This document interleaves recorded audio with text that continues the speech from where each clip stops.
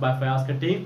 जैसे कि आपको मालूम है कि इस चैनल में मैं आपको बायोलॉजी के लेक्चर्स देता हूं और इसके अलावा जो भी स्टडी की अपडेट्स होती हैं और ट्रिक्स होती हैं वो मैं आपको देता रहता हूं। सो अभी हमारा सीरीज चल रही थी कि मियासिस वगैरह की बात कर रहे थे, सेल डिवीजन की बात कर रहे थे, तो हमारा कंप्लीट हुआ था, मियासिस का टॉपिक कंप्लीट हुआ था। अब उसके बाद एक टॉपिक हम स्टार्ट करने जा रहे हैं जो है मियाटिक एरर्स। ठीक है, मियाटिक एरर्स आपके बुक में होगा जरूर। ठीक है, मियाटिक एरर्स में हम पढ़ेंगे कि किस तरह से मियाटिक एरर्स होती हैं, मियाटिक एरर्स होती क्या है और ये क्यों होती है, इसकी वजूहात क्या है, उसके टाइप्स कौन से, एग्जांपल्स कौन से हैं, वो भी हम पढ़ेंगे। इसमें पॉलीप्लॉइडी और इसके अलावा और भी डिफरेंट टाइप्स पढ़ेंगे।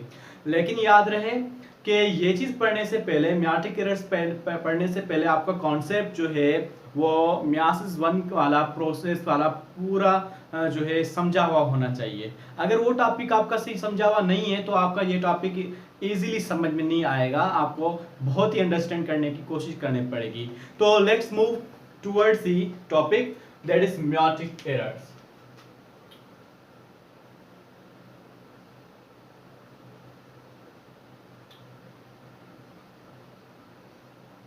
ओके, लफ्ज से ही पता चलता है हमें मियाटिक एरर्स मींस मियासिस के अंदर की हुई गलतियां।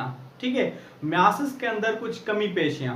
ठीक है, तो उसमें क्या चीज होती है कि मियाटिक एरर्स के अंदर किस वजह से ये प्रोसेस होता है, ये हम डिस्कस करते हैं। कि आपको रिमेंबर करवाऊं, याद करवाऊं कि प्रोसेस 1 जो मियासिस वाला होता है उसके अंदर एक प्रोसेस होता है टर्मिनलाइजेशन का।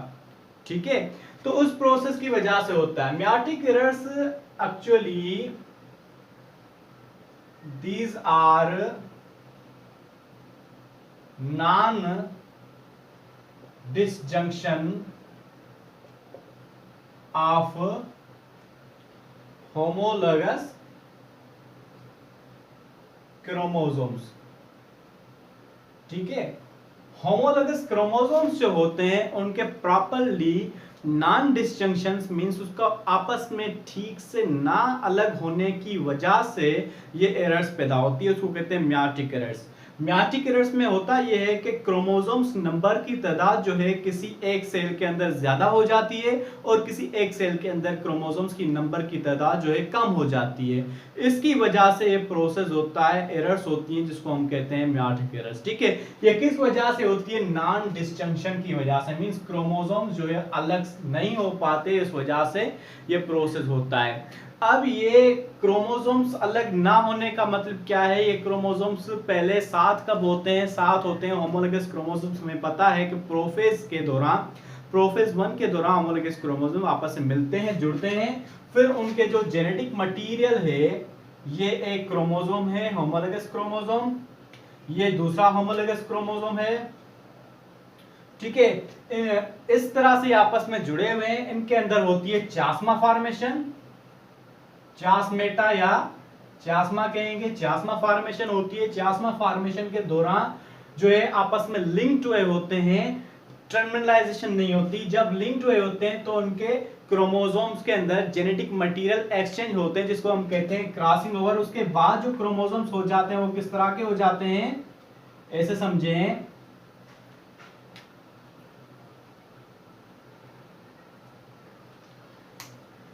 हर एक क्रोमोसोम जो है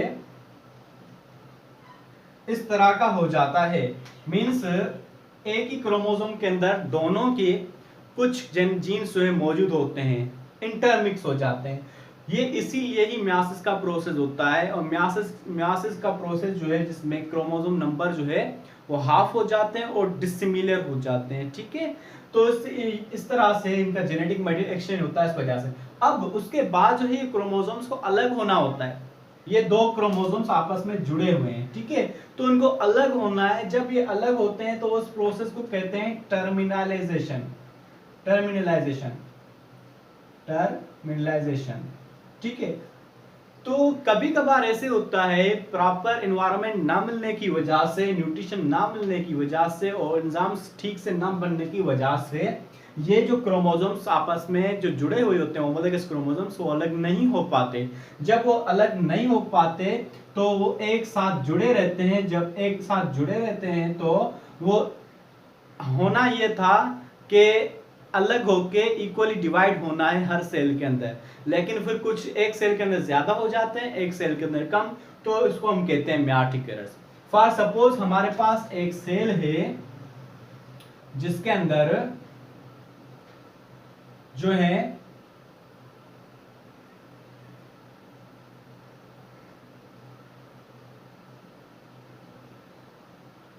चार क्रोमोसोम्स मौजूद हैं, ठीक है, इनको हमने ऐसे सिंबलाइज किया क्रोमोसोम को।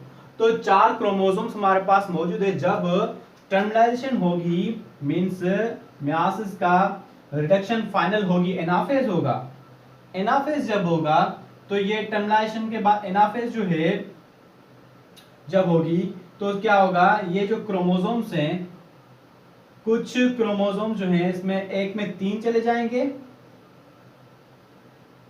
और दूसरे में 1 चला जाएगा।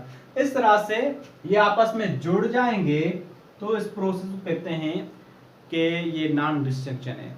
नॉन डिस्जंक्शन की वजह से ये क्रोमोसोम्स एक के अंदर ज्यादा हो जाते हैं, एक के अंदर कम हो जाते हैं, इसको हम कहते हैं म्याटिक एरर्स, ठीक है। अब इसकी टाइप्स हैं, कौन सी टाइप्स हैं? एक है हेट्रोप्लॉइडी। जनरली क्रोमोसोम नंबर्स के बढ़ने या कम होने के फेनोमेनन को कहते हैं हेट्रोप्लॉइडी। क्या कहते हैं? Heteroploidy. Heteroploidy is the condition of increasing और डिक्रीजिंग नंबर ऑफ क्रोमोसोम्स, ठीक है। क्रोमोसोम्स नंबर के सेट ऑफ क्रोमोसोम, पूरा कभी ऐसा भी होता है पूरा सेट क्रोमोसोम्स का जो है बढ़ जाता है या कम हो जाता है, तो ऐसे प्रोसेस कहते हैं हेट्रोप्लॉइडी। अब हेट्रोप्लॉइडी के अंदर जो है एक पॉलीप्लॉइडी आ जाता है, ठीक है। दूसरा है एनियोप्लॉइडी। अगर किसी भी ऑर्गेनिज्म के अंदर मियोसिस के दौरान पॉलीप्लॉइडी मींस किसी के अंदर एक से ज्यादा सेट पूरा क्रोमोसोम का जो बढ़ जाता है या कम हो जाता है, उस कंडीशन को कहते हैं पॉलीप्लॉइडी कहते हैं, ठीक है। फॉर एग्जांपल 2n, ठीक है। अब वो 2n मींस डिप्लॉइड है, जनरली इसको हम कहते हैं n for number of set and 2 for number of set, ठीक है। 2n मींस 2 सेट होते हैं, तो किसी के अंदर अगर 3n आ गया तो मींस 3 सेट हो गए क्रोमोसोम के। 4n आ गया तो 4, इसको तो 2n को कहेंगे डिप्लॉइड कहेंगे कंडीशन, डिप्लॉइड। इसको कहेंगे ट्रिप्लॉइड कंडीशन कहेंगे हम, ठीक है। इसको कहेंगे टेट्राप्लॉइड कंडीशन कहेंगे। इस तरह से हम पेंटाप्लॉइड, ठीक है, हेक्साप्लॉइड, ये पॉसिबल बिल्कुल रेयर केसेस में मौजूद होती हैं, ठीक है। तो इस तरह से सेट ऑफ क्रोमोसोम्स जो है अगर ज्यादा हो जाएं, set of chromosome, not simple chromosome और सिंगल क्रोमोसोम्स, पूरा सेट क्रोमोसोम्स का बढ़ जाए या कम हो जाए, इस कंडीशन को कहते हैं पॉलीप्लॉइडी। ये अक्सर करके प्लांट्स के अंदर ये कंडीशन पाई जाती है, ठीक है। उसके अलावा है aneuploidy. Aneuploidy is what? It is the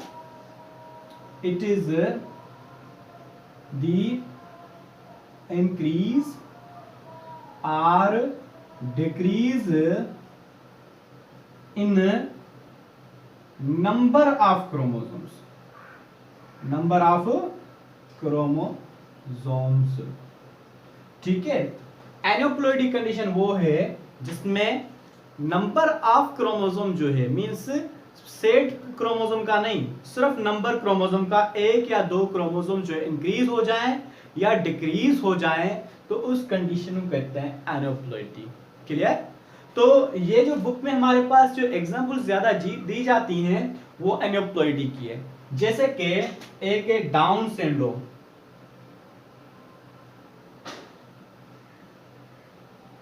ये एनियोप्लॉइडी की एग्जांपल है, ठीक है। दूसरी कंडीशन जो है हमारे पास क्लाइनफेल्टर सिंड्रोम,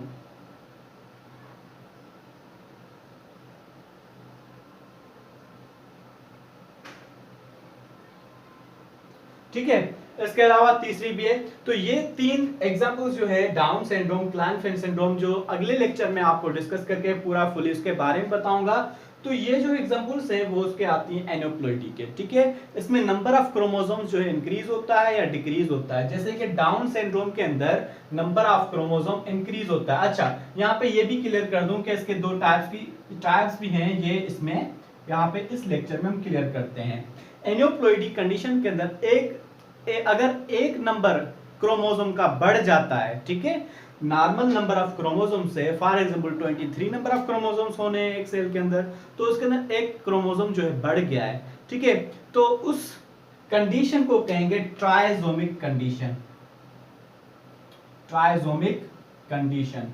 और इसको हम शो करेंगे 2n प्लस n से प्लस 1 से, सॉरी प्लस 1 से शो करेंगे, 2n प्लस 1 से, ठीक है। अगर कोई एक क्रोमोसोम इंक्रीज होता है, अगर कोई एक क्रोमोसोम जो है कम होता है, नॉर्मल कंडीशन से एक क्रोमोसोम कम है, तो उस कंडीशन को कहेंगे monosomic condition,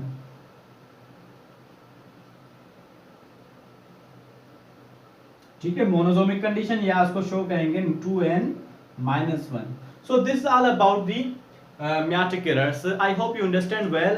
If you are new at the channel, subscribe the channel. You will get more videos about this biology. ठीक है, बायोलॉजी में कोई भी आपको कंफ्यूजन हो तो आप कमेंट्स में जो है लिख सकते हैं, आप उस सवाल का मैं आंसर दे दूंगा। और टेस्ट भी मुख्तलिफ जो है अपलोड की गई हैं, आप टेस्ट भी कर सकते हैं, ठीक है। इसके अलावा बहुत सारे लेक्चर्स किए गए हैं, वो भी आप देख सकते हैं। अगर आपको कोई लेक्चर सुनना जो है स्पेशल रिक्वेस्ट करनी है तो वो भी आप कर सकते हैं। Thank you.